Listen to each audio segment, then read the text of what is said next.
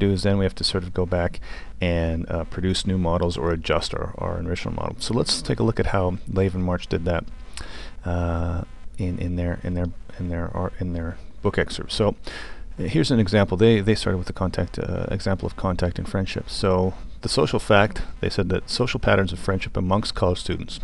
That's what what they found was that friends tended to live closer to each other. Okay. Now, what is a possible social process that accounts for this?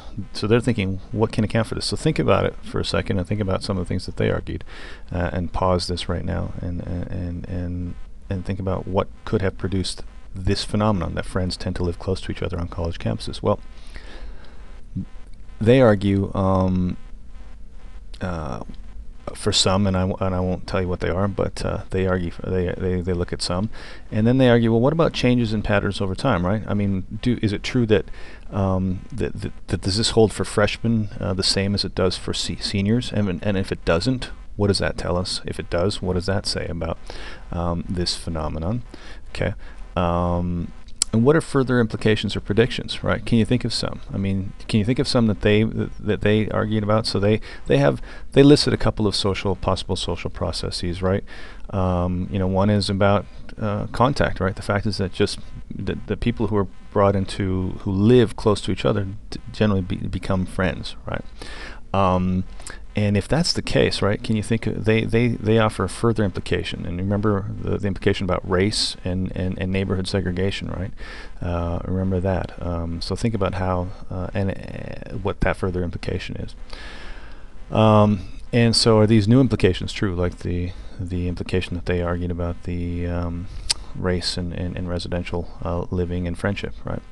Do you have to change or reassess or modify your model of contact and friendship based on this further implication? Okay. Now, so that's what they did. So now, what I want you to do is I want you to look at. We'll take another example. Okay. So this was supposed to be a group exercise, but of course you're taking this online. So think about the UN diplomats and parking tickets for a second. You can read David Brooks's op-ed piece. And he argues essentially that, well, let's just read it quickly. Diplomats in New York rack up a lot of unpaid tickets. Diplomats from countries that rank high on the Transparency International Corruption Index pile up huge numbers of unpaid tickets. The UN mission of Kuwait picked up 246 parking violations, while others racked up fewer. So meanwhile, not a single parking violation by a Swedish diplomat was recorded, nor were there any by diplomats from Denmark, Japan. The reason there are such wide variations in ticket rates is that actually the answer is up here. So the social fact is, okay, we have varying rates of parking tickets, right, from UN diplomats, and the fact is that they all have the same incentives, right? No one has to pay for the parking violations, so they're not going to be they don't fear having to pay a fine or going to jail. But the fact is that given that's the case, many UN diplomats do rack up parking tickets, and many rack up none. So that's the social fact right there. That's sort of step one. If you go back here, that's sort of step one in this process, right? It's the observe some facts. Now, what is the social process, right, that could contribute to it? Well, the authors that Brooks refers to, Fissman and Miguel, argue that it's about corruption. It's about the fact that the individuals who have a lot of parking tickets are from corrupt countries, okay, and those who are not are from less corrupt countries, or not very corrupt countries at all. And actually, you can look at Transparency International online and just Google it, and you can see all their work that deals with corruption worldwide. So this is the social. This is the process, right? This was step two. Now, can you think if this is the case, if Fissman and Miguel are right, and the social process has to do with corruption fundamentally, then can you think of go to step three? Think of a potential further implication. If this is the case, then what else may we see? What other differences may we see, not only amongst the diplomats, but amongst the countries themselves? Okay. And then step four is to sort of think about whether your model is correct, their model is correct or not. Okay, so pause this right now and think about that for a second. And finally, as another example, I want you to look at abortion rates. Look at this is from this website. You can go and click it. you'll get a lot of information on abortion rates worldwide. And so here are the top 10 and bottom 10 in terms of abortion rates worldwide. Here we have, once again, observe the social fact. Step number 1.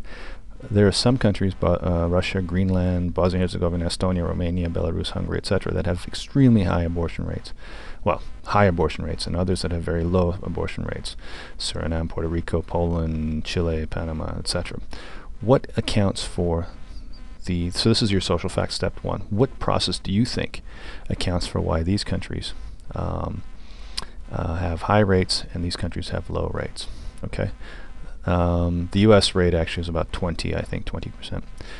So now, what I'd like you to do for your contribution to the discussion forum is to find a similar social fact, like abortion, like UN, cross-national, and then go through the modeling process. So model this. So in your discussion, go through it systematically. Say, step 1, this is my social fact. Step 2, the process that I think accounts for what we see above in step 1 is this, and explain a little bit about it. And then step 3, what is the further implication of that? If the process if it's true that the process in step 2 accounts for what we see in step 1, then what is a further implication of that? Okay. All right. And so that's what I'd like you to do by Friday afternoon. Okay.